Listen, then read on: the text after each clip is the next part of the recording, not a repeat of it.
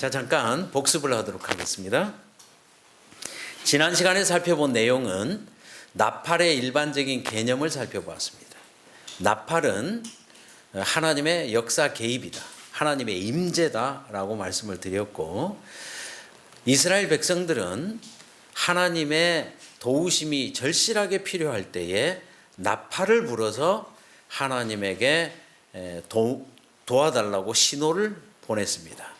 대표적으로 전쟁과 제사 제도에서 나팔을 불었다고 말씀을 드렸습니다. 나팔은 반드시 제사장이 불어야 됐다고 했습니다. 이것이 요한계시록으로 넘어오면 5번째 인을 뗄 때에 인 맞는 자들, 의인들, 순교자들이 악인들의 구원을 위해서 하나님께 탄원의 기도를 드리는 모습이 5째 인, 즉 7인의 절정 부분, 결론 부분입니다. 7인은 하나님 백성이 승리하는 장면인데, 승리한 백성의 특징은 자신의 구원뿐만 아니라 악인들의 구원을 위해서 기도하는 것입니다. 이제 이런 의인들의 기도에 대한 하나님의 역사 개입, 기도에 대한 응답이 나팔로 나타나는 것입니다. 나팔로. 이것이 성소 제도에서는 기도가 향로에 담겨서 마치 향연처럼 하나님 앞으로 올라가는 것처럼, 하나님으로부터 상달된 기도는 성전 바깥으로 나오면 그 향로가 쏟아지게 되는 것이고, 향로가 땅에 쏟아지는 것이고, 그 숯불이 땅에 쏟아지는 것이고, 그때에 성전 안에서 이루어지는 기도가 세상 바깥에서 응답된다는 것을 널리 알리듯이 7 나팔이 성전 바깥을 향해서 힘차게 불려졌고, 성전에서 드려지는 이 모든 제사 제도를 성소 바깥에서도 이스라엘 모든 사람이 들을 수가 있었다고 말입니다. 그래서 나팔의 결론은 의인들이 드리는 기도에 대한 응답으로서 하나님이 역사 속에 개입하시는 모습이 나팔이다, 이렇게 말씀을 드렸고, 그 부분이 7 나팔 서론, 요한계시록 8장 1절부터 6절 사이에 기록되어 있는 내용입니다. 이제 이런 배경 위에서 이제 첫째, 둘째 나팔들이 차례대로 불려지게 되겠습니다. 이제 20조 세 번째 슬라이드, 첫째 나팔입니다. 첫째 나팔의 결론은 이스라엘의 멸망입니다. 첫째 나팔의 결론은 이스라엘의 멸망. 첫째 나팔, 계시록 8장 7절을 읽겠습니다. 첫째 천사가 나팔을 부니 피 섞인 우박과 불이 나와서 땅에 쏟아지매 땅의 3분의 1이 타버리고 수목의 3분의 1도 다 타버리고 각종 푸른 풀도 타버리더라 라고 했습니다. 성전 안에서는 첫째 천사가 나팔을 불고 있습니다. 그 결과는 이 땅의 결과가 나타나고 있습니다. 자, 지금 계시 가운데서 요한은 순식간에 장면을 이동하고 있습니다. 여러분도 민첩하게 요한처럼 계시 가운데서 순간 이동을 빨리빨리 잘 하셔야 됩니다. 자, 지금부터는 제가 인, 나팔 순식간에 이렇게 교대로 이야기를 하기 때문에 제가 인을 이야기하는지 나팔을 이야기하는지 빨리빨리 감지를 하셔야 됩니다. 자, 이제는 지금 첫째 나팔입니다. 나팔 소리가 나는 것은 하늘 성소입니다. 그러나 그 결과는 땅에서 결과가 나타나고 있습니다. 자, 이동이 가능하신가요? 네. 그런데 피 섞인 우박과 불이 나옵니다. 그 불은 땅 3분의 1을 태웁니다. 구체적으로 수목과 푸른 풀이 탄다고 기록되어 있습니다. 그러면 여기에 나타나는 내용들, 장면은 단순하죠? 하늘에서 피가 섞인 우박과 불이 땅으로 떨어집니다.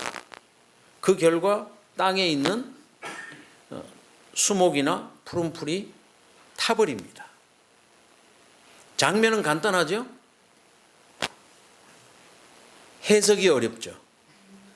해석이 어렵죠. 요한계시록의 문제는 계시는 비교적 간단해 보이지만 그것이 무슨 의미가 있는가를 해석하려 할 때 해석이 막연하다고 하는 것입니다. 그때 우리는 어떻게 해야 되죠? 여기에 나오는 단어 하나하나가 과거의 언어라는 것을 기억하고 이 단어들이 구약에서 과거에 어떻게 사용되었는가를 먼저 연구해야 합니다. 그러면 먼저 이 장면은 애굽에 내린 열 재앙에 속해 있다는 것을 금방 감지할 수 있습니다. 출애굽기 9장 23절 이하부터 읽겠습니다. 모세가 하늘을 향하여 지팡이를 들매 여호와께서 우레소리와 우박을 보내시고 불을 내려 땅에 달리게 하시니라. 여호와께서 우박을 애굽 땅에 내리심에 우박이 내림이 불덩이가 우박에 섞여 내림이 심히 맹렬하니. 25절 사람과 짐승을 막론하고 밭에 있는 모든 것을 쳤으며. 그러니까 첫째 나팔에 피 섞인 우박과 불이 땅에 내려오는 것은 애굽에 내린 재앙을 생각나게 한다는 걸 금방 아시겠죠? 하나님께서 하나님의 백성을 지금 노예로 삼고 압박하고 있는 애굽에 직접 개입하셔서 모세를 통하여 재앙을 내리시고 하나님의 백성을 출애굽할 수 있도록 도울 때에 하나님께서 하늘에서 우박과 불과 이런 것들이 땅에 내려서 달리게 하셨다라고 했고 그 결과는 밭에 있는 모든 것이 침을 받았다 이렇게 기록하고 있습니다. 그래서 애굽에 내린 7번째 재앙을 인용하고 있다는 것을 알 수가 있겠지요. 또 에스겔 38장 22절 이하를 보시면 이제 애굽에 내린 7번째 재앙은 하나님께서 반복적으로 이방 나라가 이스라엘을 압박할 때에 이방 나라를 심판하시고 이방 나라에 개입하시려 할 때마다 반복적으로 인용하고 있다는 것을 알 수가 있습니다. 내가 또 전염병과 피로 그를 심판하며 쏟아지는 폭우와 큰 우박덩이와 불과 유황으로 그와 그 모든 무리와 그와 함께 있는 많은 백성에게 비를 내리듯 하리라. 이같이 내가 여러 나라의 눈에 내 위대함과 내 거룩함을 나타내어 나를 알게 하리니 내가 여호와인 줄 그들이 알리라. 하나님께서 애굽의 7번째 재앙과 비슷한 하늘에서 우박과 불과 피가 비처럼 내리는 이런 일들을 이방 땅에 이스라엘을 압제하는 이방인들에게 내리겠다고 말씀하실 때는 하나님의 백성을 압제하는 주변 국가들에게 하나님께서 개입하시겠다는 의미에서 계속해서 이런 경고를 보내고 있다는 것을 알 수가 있습니다. 에스겔 5장 12절 이하 보시면 3분의 1이 무엇인지에 대한 설명이 여기 나와 있습니다. 너희 가운데에서 3분의 1은 전염병으로 죽으며 기근으로 멸망할 것이요 3분의 1은 너희 사방에서 칼에 엎드려질 것이요 3분의 1은 내가 사방에 흩어버리고.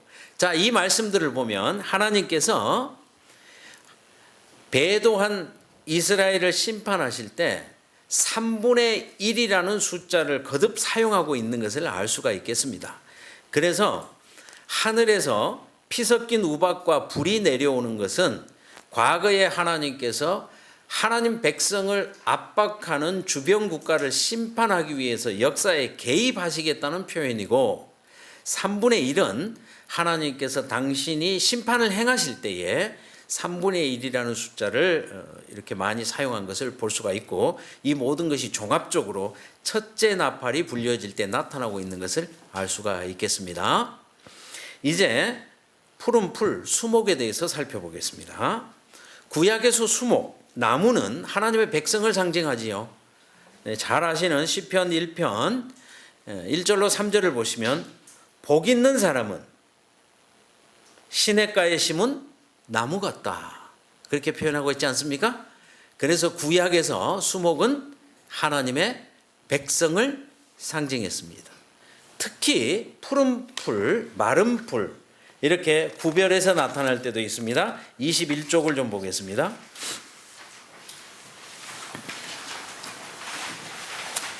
이사야 61장에 보시면 하나님의 백성을 의의 나무로 표현하고 있지요. 무릇 시온에서 슬퍼하는 자에게 화관을 주어 그 죄를 대신하며 기쁨의 기름으로 그 슬픔을 대신하며 찬송의 옷으로 그 근심을 대신하시고 그들이 의의 나무, 자 하나님의 백성을 의의 나무로 표현하죠. 곧 여호와께서 심으신 그 영광을 나타낼 자라 일컬음을 받게 하려 하심이라. 그래서 구약에서는 계속해서 하나님의 백성을 나무로 푸른 풀로 상징해서 쓰고 있다는 것을 알 수가 있습니다. 신약으로 오면 더 구체적으로 하나님의 백성에 대해서 마태복음 7장 17절 이하부터 보시면 수목으로 표현하고 있는 걸 알 수가 있습니다. 이와 같이 좋은 나무마다 아름다운 열매를 맺고 못된 나무가 나쁜 열매를 맺나니 좋은 나무가 나쁜 열매를 맺을 수 없고 못된 나무가 아름다운 열매를 맺을 수 없느니라. 아름다운 열매를 맺지 아니하는 나무마다 찍혀 불에 던져지느니라.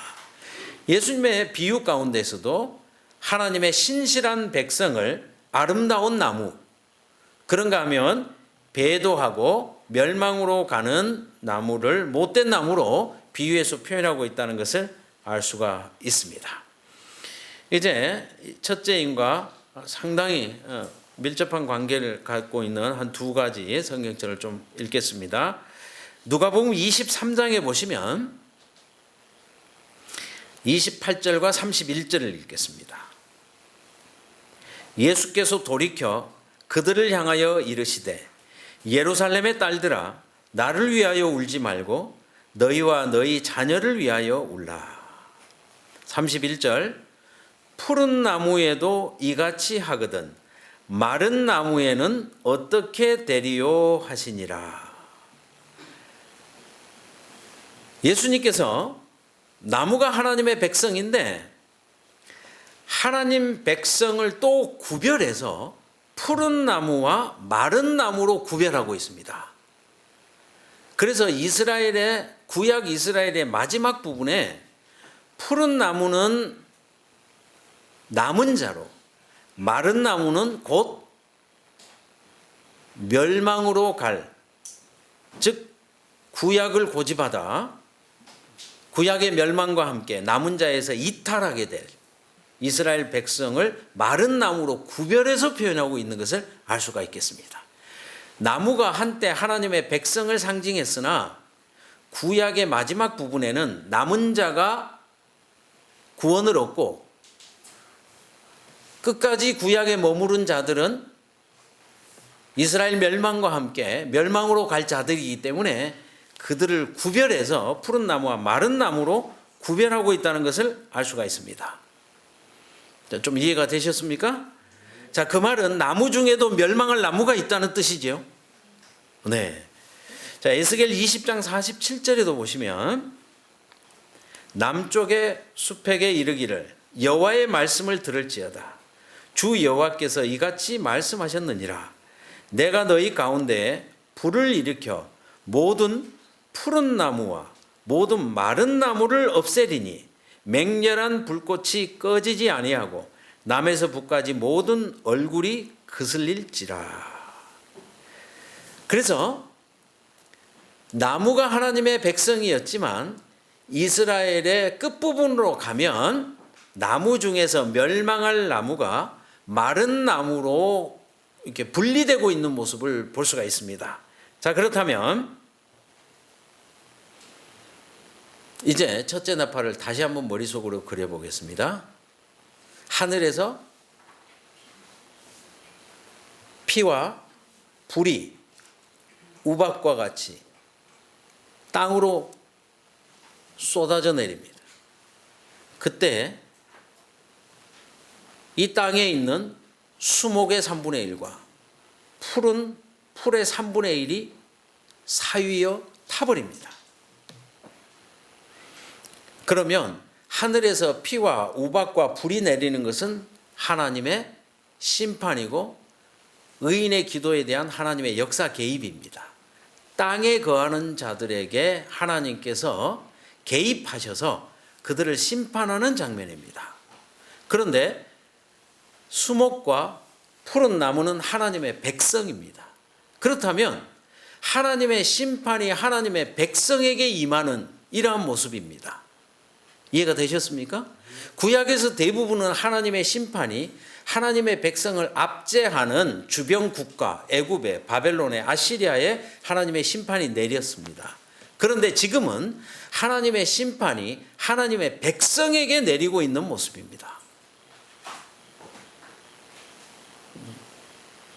조금은 모순적으로 보이지만 결과적으로 볼 때는 하나님께서 구약의 이스라엘을 심판하시는 장면인데 그게 이스라엘의 멸망이죠. 이스라엘의 멸망입니다.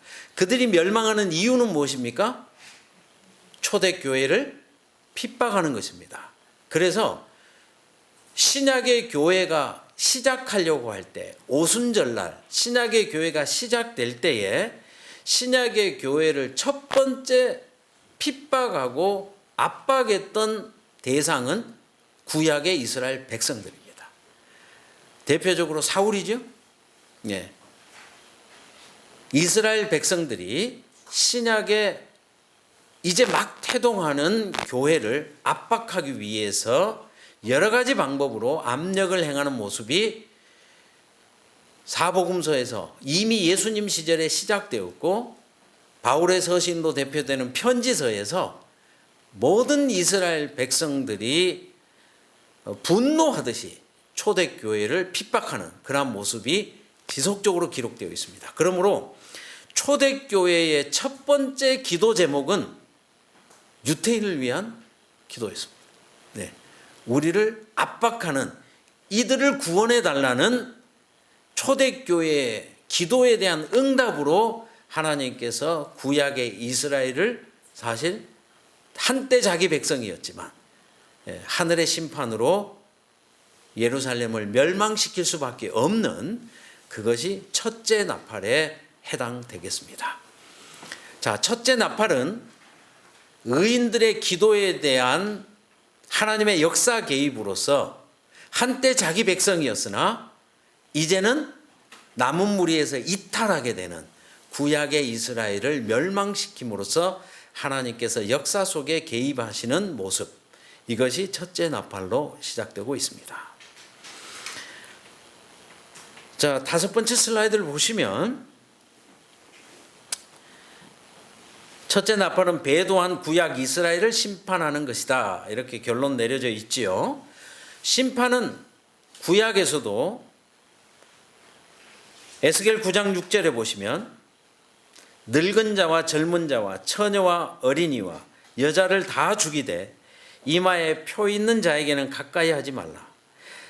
어디에서부터 심판을 시작하는가 하면요, 내 성소에서 시작할지니라 하시매 그들이 성전 앞에 있는 늙은 자들로부터 시작하더라.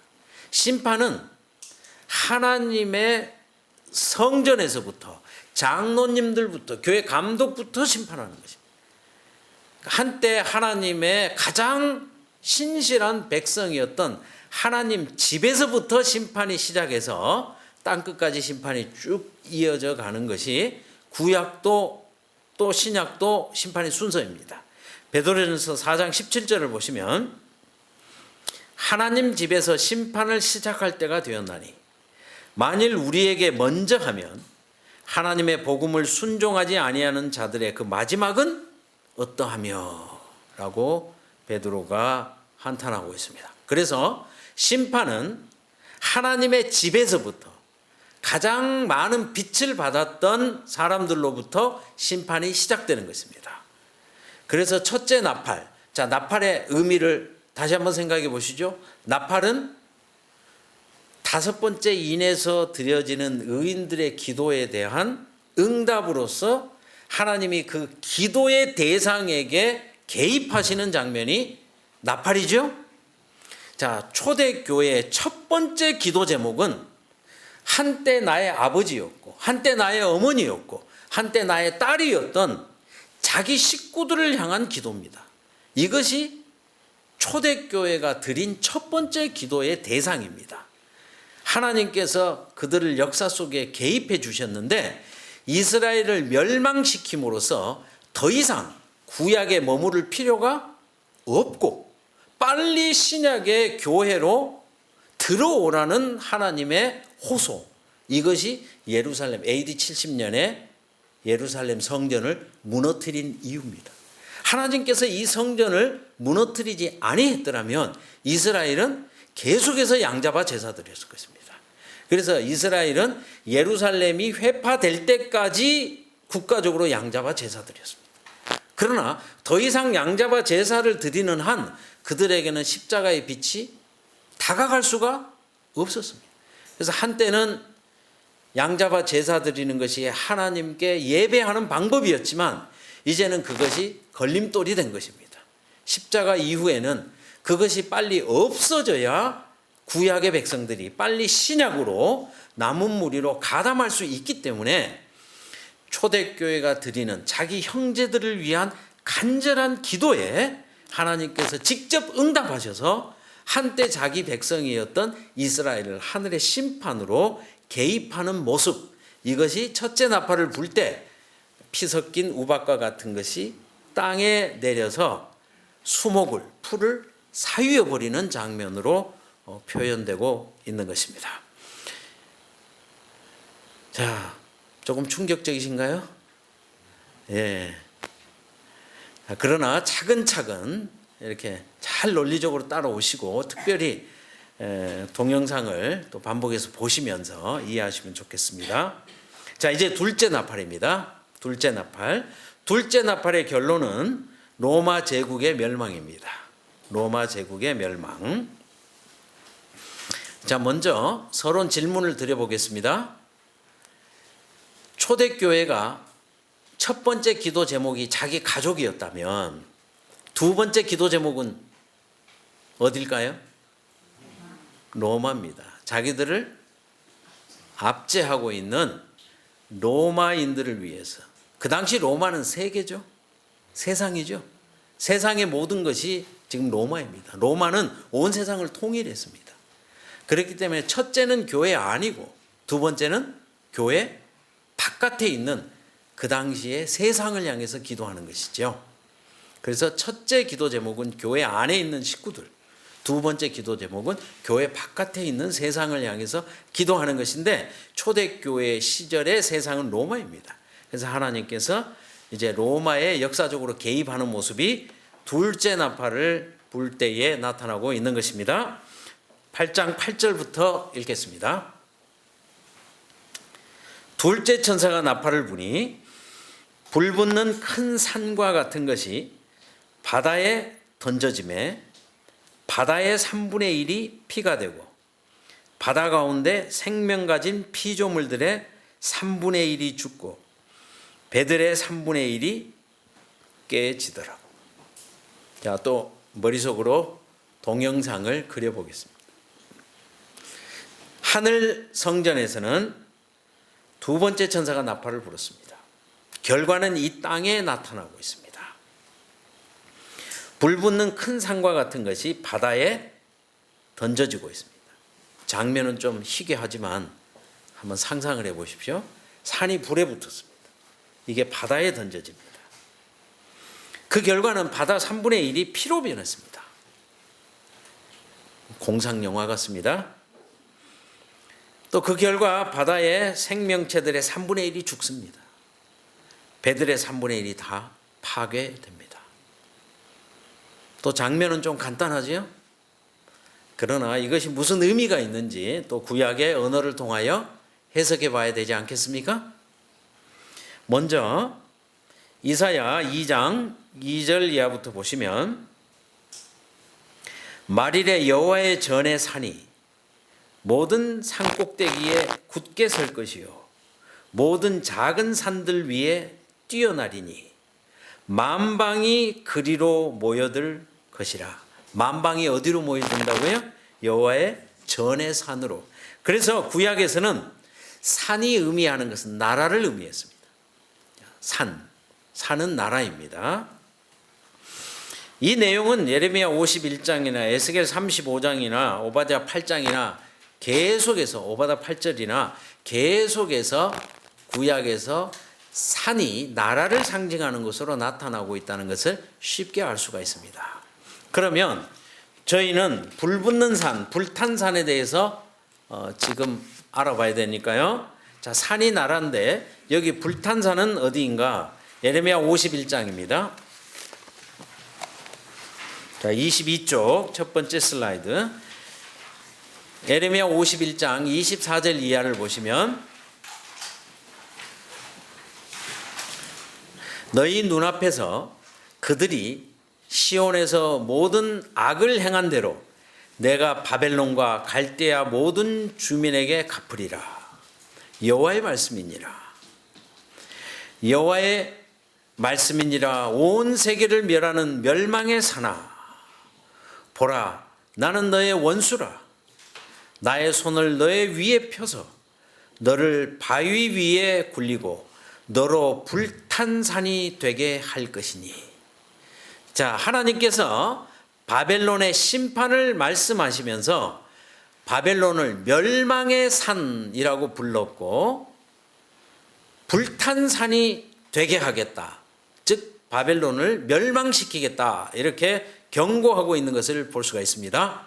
그래서 산이 일반적으로 나라인데 불탄 산은 구체적으로 바벨론을 멸망시키겠다는 하나님의 예언 가운데 등장하고 있다는 것을 알 수가 있습니다. 그래서 둘째 나팔이 불려질 때 불탄 산이 바다에 빠치운다라고 할 때 이 불탄 산은 바벨론을 이야기하는 과거의 언어였습니다. 이제 계시록 18장 2절과 8절도 보시면 실제적으로 신약의 바벨론의 마지막 모습을 불에 살라지는 것으로 언급하고 있다는 것을 알 수가 있습니다. 계시록 18장 2절과 8절 무너졌도다 무너졌도다 큰 성 바벨론이여 귀신의 처소와 각종 더러운 영이 모이는 곳과 각종 더럽고 가증한 새들이 모이는 곳이 되었도다. 8절 그러므로 하루 동안에 그 재앙들이 이르리니 곧 사망과 애통함과 흉년이라. 그가 또한 불에 살라지리니 그를 심판하시는 주 하나님은 강하신 자이심이라. 계시록에서 바벨론의 마지막 멸망은 불에 불살라지는 것으로 언급하고 있습니다.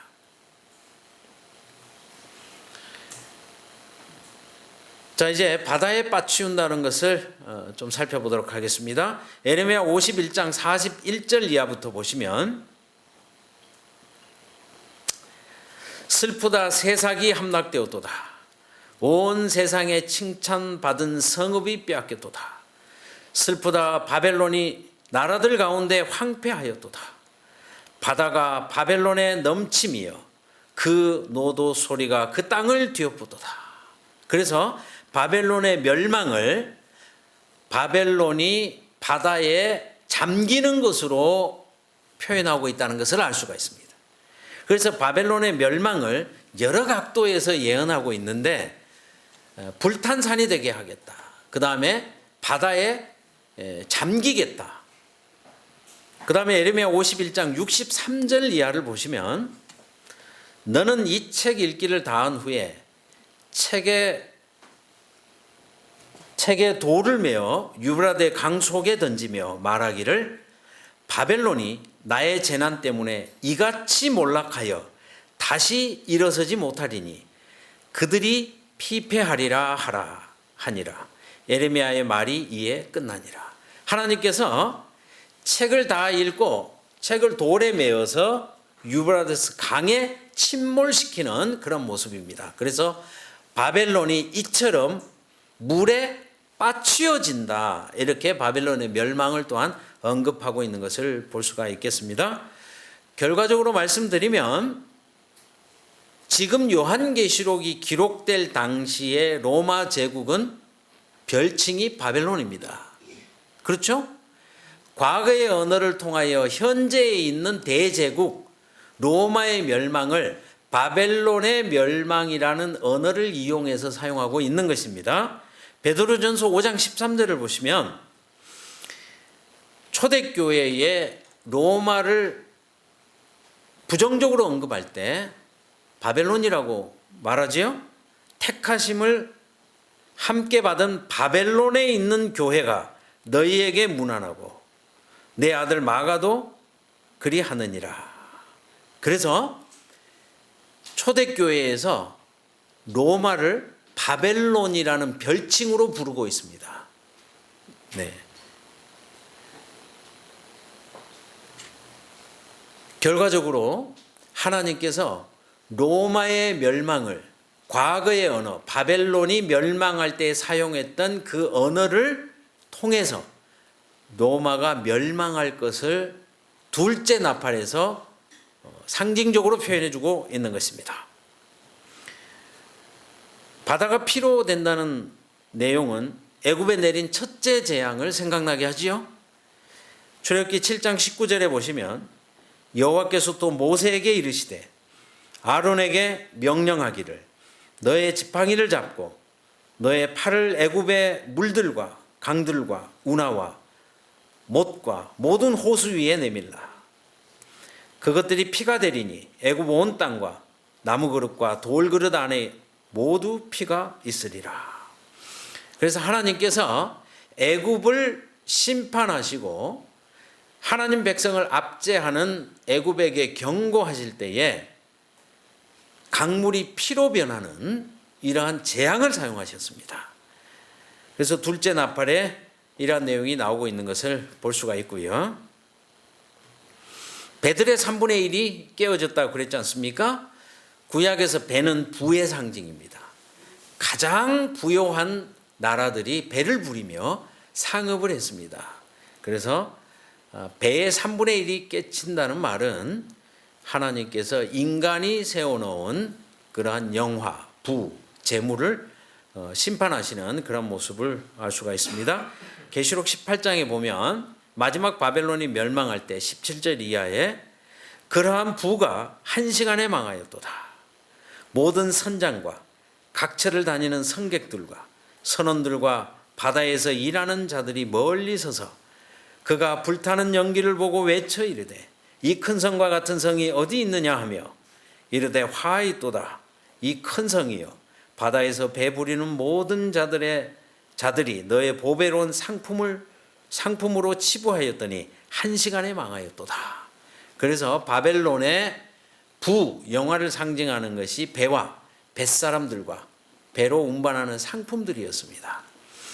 마지막 바벨론이 이렇게 멸망하는 모습인데 요한 당시에 바벨론으로 상징되었던 대제국 로마라는 대제국이 마치 구약의 바벨론이 대제국이었지만 하나님의 역사 개입으로 멸망하듯이 지금 초대교회를 압박하고 있는 로마 제국이 하나님의 역사 개입에 의해서 멸망할 것을 그처럼 과거의 언어로 표현해 주고 있는 것입니다. 자, 두 가지 측면에서 우리는 나팔들을 이해해야 됩니다. 첫째는 하나님의 입맞은 백성들이 누구를 위해서 기도하는가를 생각해야 됩니다. 두 번째, 역사 속에서 실제적으로 어떻게 하나님께서 개입하시는가를 생각해야 합니다. 그래서 첫 번째 기도 제목은 한때 자기 가족이었던 구약의 이스라엘 백성들입니다. 그리고 하나님께서는 실제적으로 이스라엘을 심판하시고 예루살렘 성이 무너지는 것을 허락하셨습니다. 이것이 첫째 나팔이고, 둘째 나팔은 초대교회의 두 번째 기도 제목은 자신들을 외부에서 그처럼 압박해 들어오는 그 당시에 세계를 상징하는 로마였습니다. 그래서 이스라엘 백성들은 로마의 구원을 위해서 기도하게 되었고, 하나님께서는 로마를 멸망시키심으로 하나님의 백성을 압박하는 이방 세력에 대해서 경고하셨습니다. 그래서 둘째 나팔은 로마에 대한 심판입니다. 자, 알기 쉬운 요한계시록 155쪽을 읽어보겠습니다. 자, 8번째 슬라이드입니다. 찾으셨죠? 베드로는 바벨론이란 말을 로마를 가리키는 암호로 사용했다. 요한 시대의 그리스도인들은 로마를 새 바벨론으로 보았으므로 둘째 나팔 때의 불탄 산이라는 상징적 명칭이 로마 제국의 몰락에 관한 예언임을 쉽게 알아차렸다. 그래서 초대교인들도 이 하나님의 두 번째 나팔이 로마에 대한 심판이라는 것을 초대교인들도 알아들을 수가 있었고 우리도 역시 알아들을 수가 있는 것입니다. 그래서 하나님의 지혜가 정말 놀랍습니다. 예. 여러분들이 잘 아시는 요한계시록에 땅에서 올라온 짐승 어디를 상징한다고 배우셨습니까? 미국. 가끔 질문을 받습니다. 목사님, 성경에 쉽게 미국이라고 써놓으면 될 텐데 왜 이렇게 어렵게 땅에서 올라온 짐승인데 용처럼 말하고 뿔이 2개고 목사님 너무 어려워요. 예. 하나님께서 왜 이렇게 어렵게 하셨는지 모르겠어요. 그렇지 않습니다. 만약에 거기에 미국이라고 기록했다면 미국이 등장하기 전까지는 어느 누구도 성경을 의미 있게 읽을 수가 없습니다.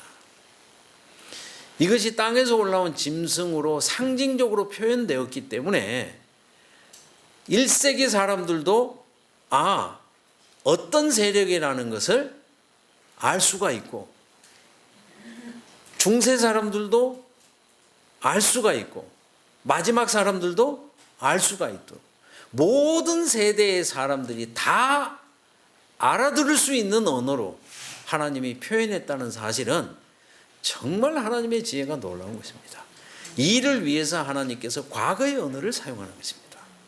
과거의 언어에서 그 의미를 알아낼 수 있는 사람은 언제라도 항상 미래를 해석할 수 있도록 하나님께서 섭리 가운데 그렇게 기록해 놓은 것입니다. 그래서 저희가 요한계시록을 연구할 때는 구약의 거의 모든 내용을 상세하게 공부한다 이렇게 생각하시면 맞습니다. 그리고 지금 제가 그 일을 해드리고 있는 것입니다. 자, 첫째와 둘째 나팔의 공통점은 무엇인가 하면 예수님을 십자가에 못 박은 두 주역들이라고 하는 것입니다. 그래서 하나님의 아들로 오신 예수의 증거를 가장 밝은 빛을 거절했던 구약의 이스라엘 백성들과 로마에 경고하시고 개입하시는 하나님의 역사 개입이 첫째와 둘째 나팔을 통해서 이루어지고 있다라고 하는 것을 알 수가 있겠습니다. 자, 이제 셋째 나팔로 가도 되겠죠? 자, 이제 셋째 나팔입니다. 정말 이제 계시록의 핵심 부분에 우리는 이르러 가고 있습니다. 셋째 나팔입니다. 계시록 8장 10절 이하부터 보겠습니다.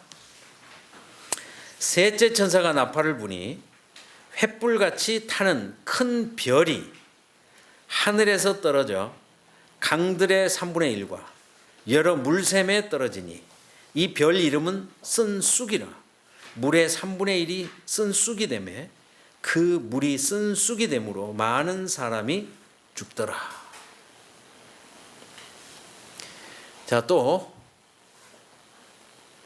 이 계시를 머릿속에 상상하셔야 되겠죠? 자, 하늘 성소에서는 셋째 천사가 나팔을 불었습니다. 자, 땅에서 결과가 나타나고 있습니다. 횃불같이 타는 큰 별이 하늘에서 강들 물 근원으로 떨어지고 있습니다.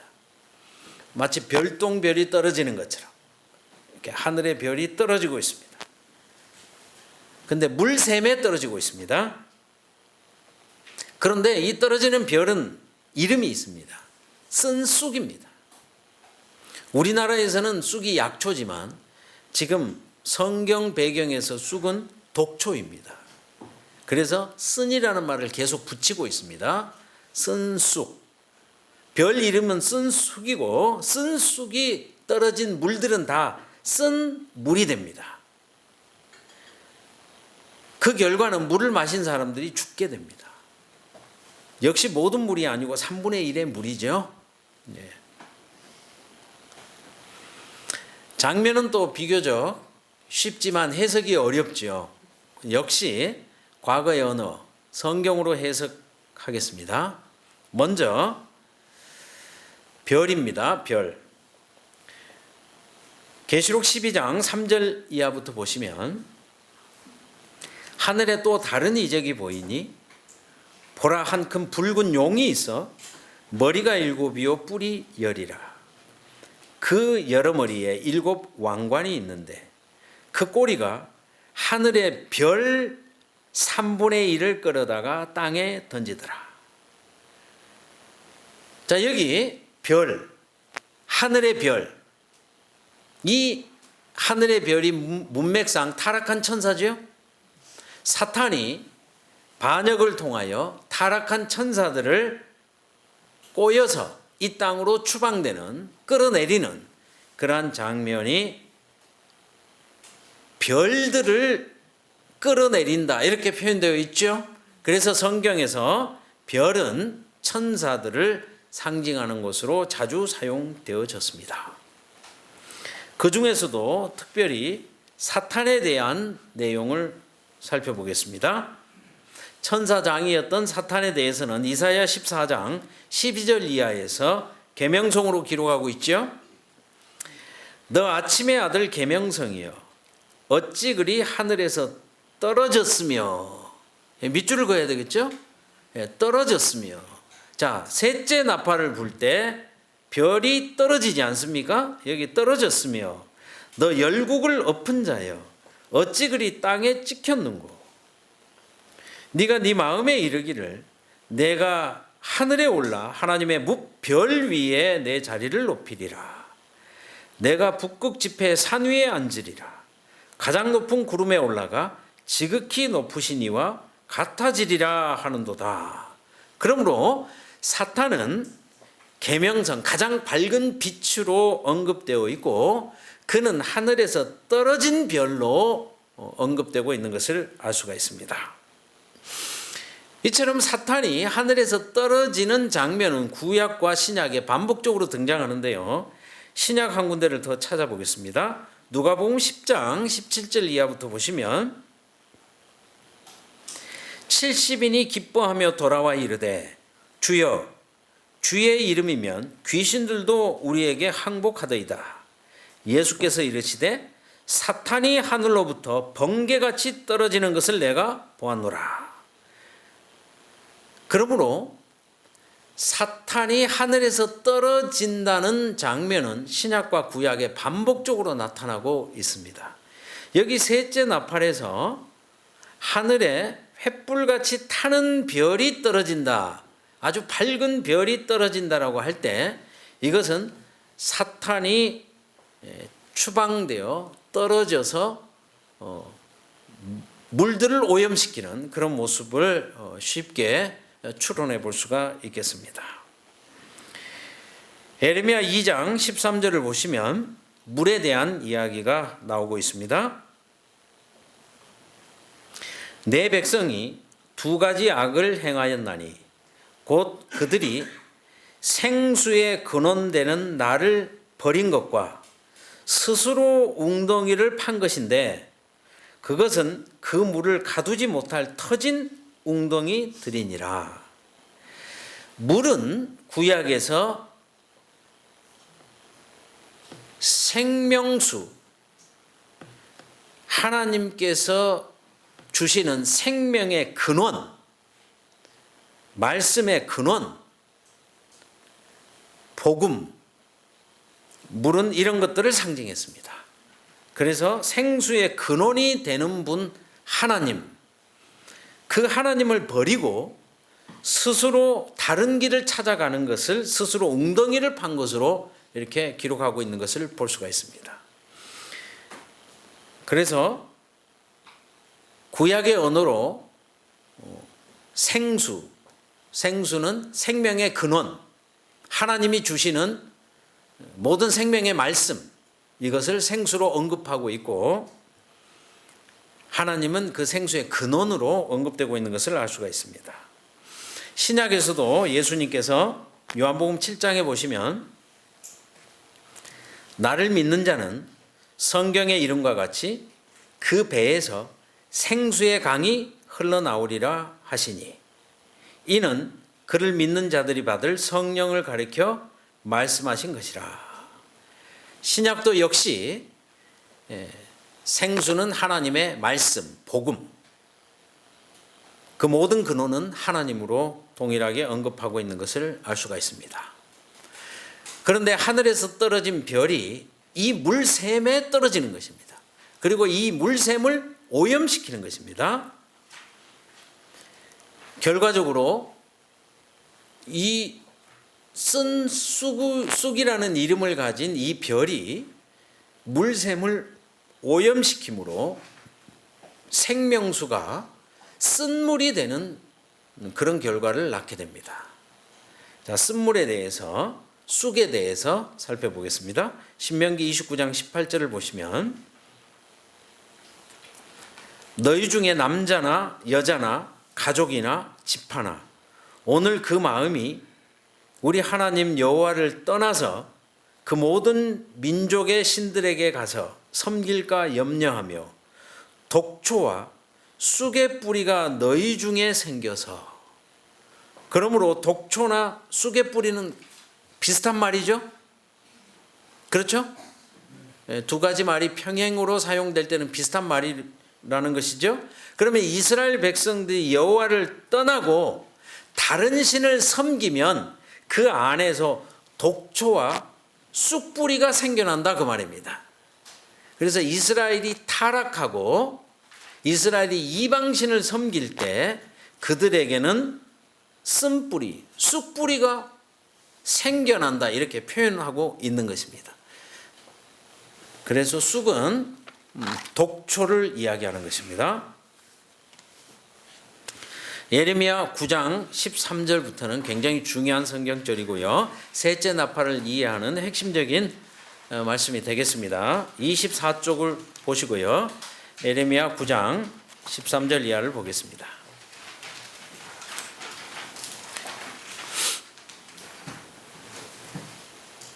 그들이 내가 그들의 앞에 세운 나의 율법을 버리고 내 목소리를 순종하지 아니하며 그대로 행하지 아니하고 그 마음의 완악함을 따라 그 조상들이 자기에게 가르친 바알들을 따랐습니다.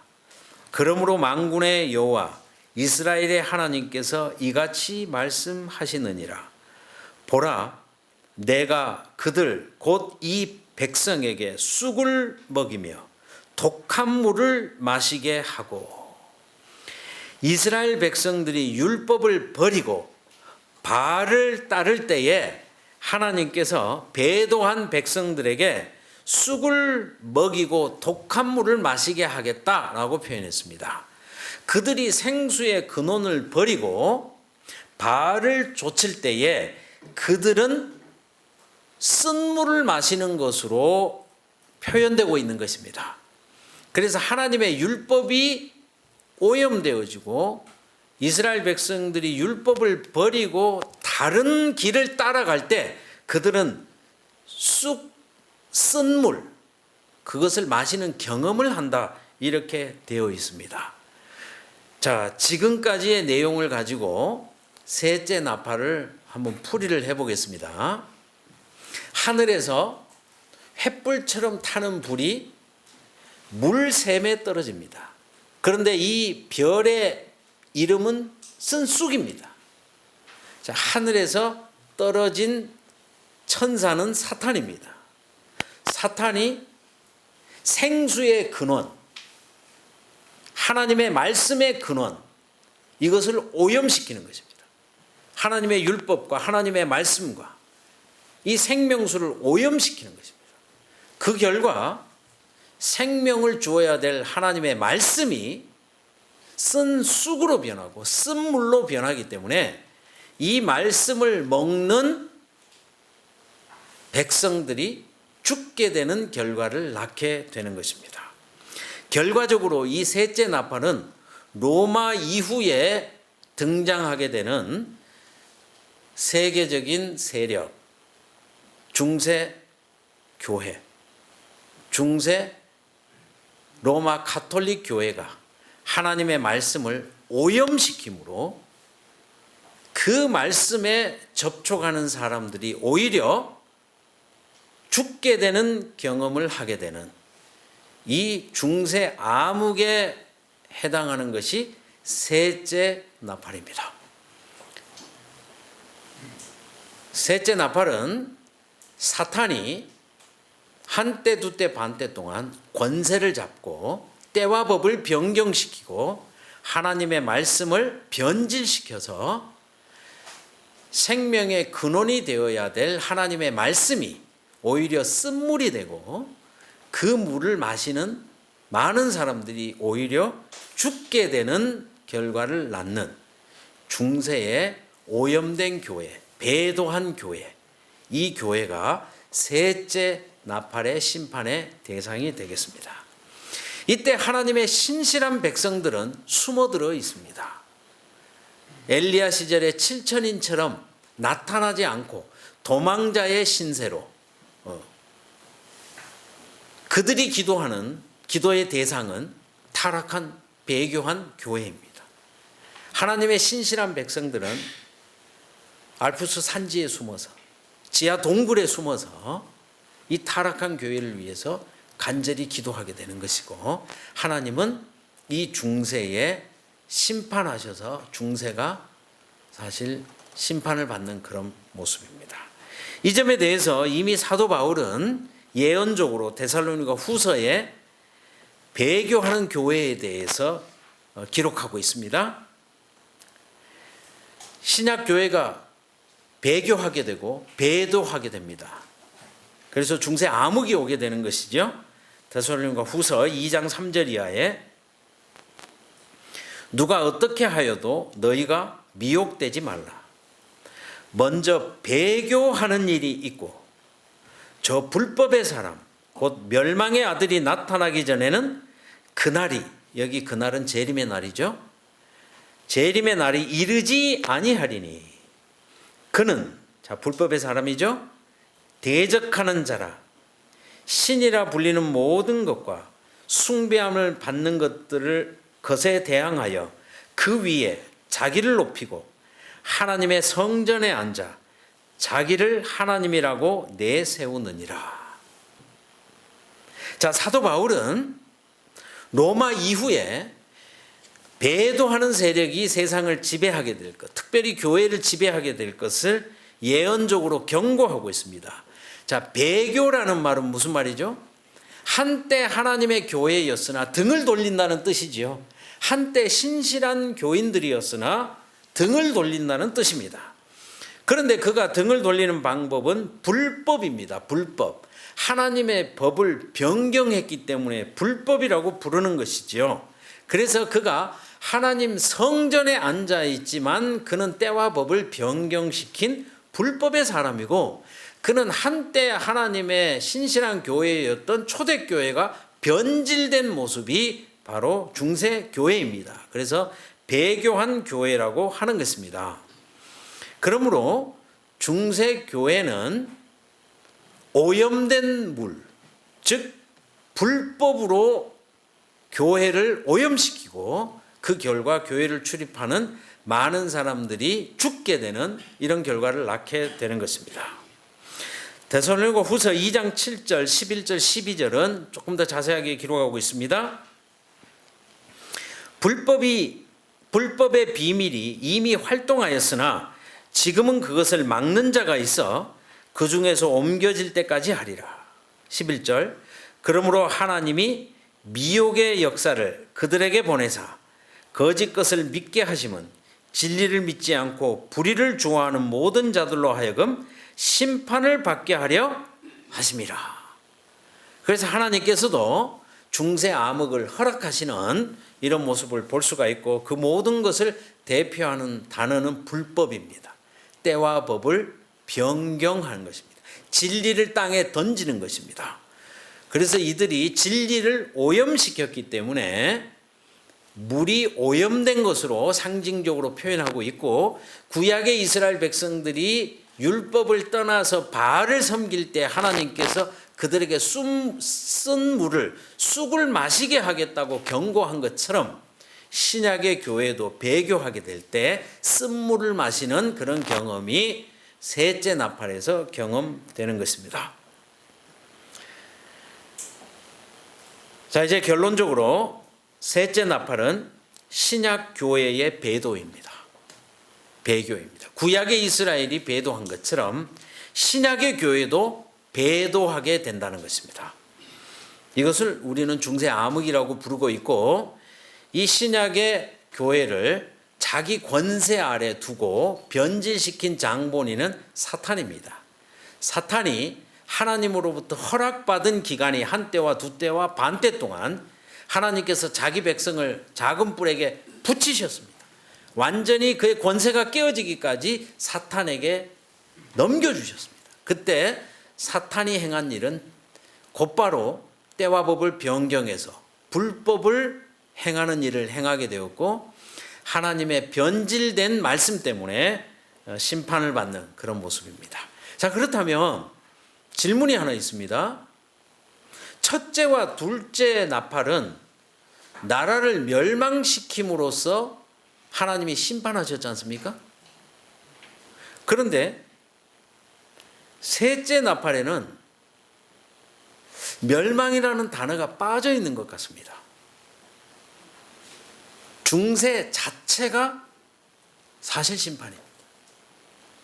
그래서 하나님께서 로마서 1장에도 그들이 순리로 쓰지 아니하고 영리로 쓰므로 스스로 자기에게 상당한 보응을 받았다고 했습니다. 그래서 중세 교회는 그 자체가 심판입니다.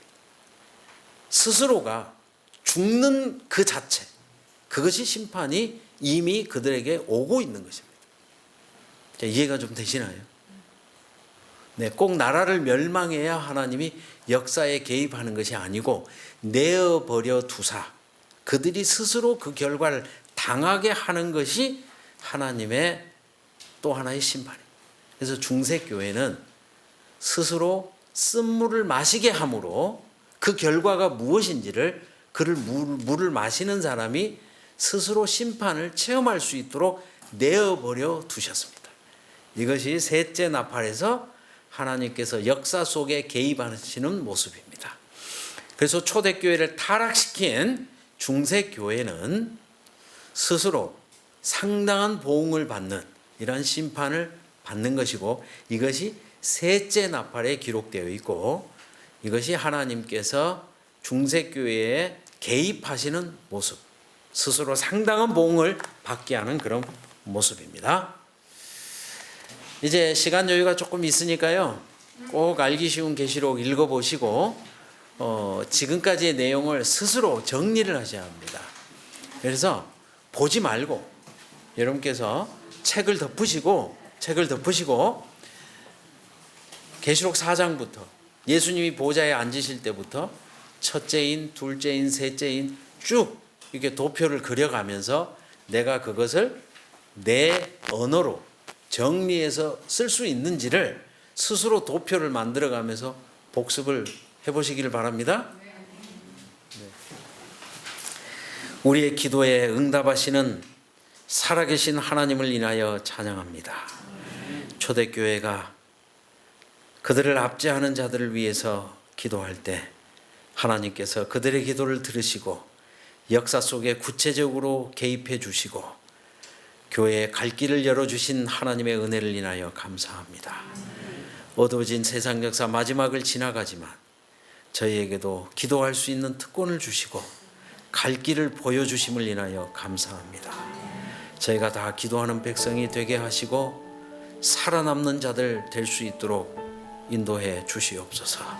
예수 그리스도의 이름으로 기도하옵나이다. 아멘.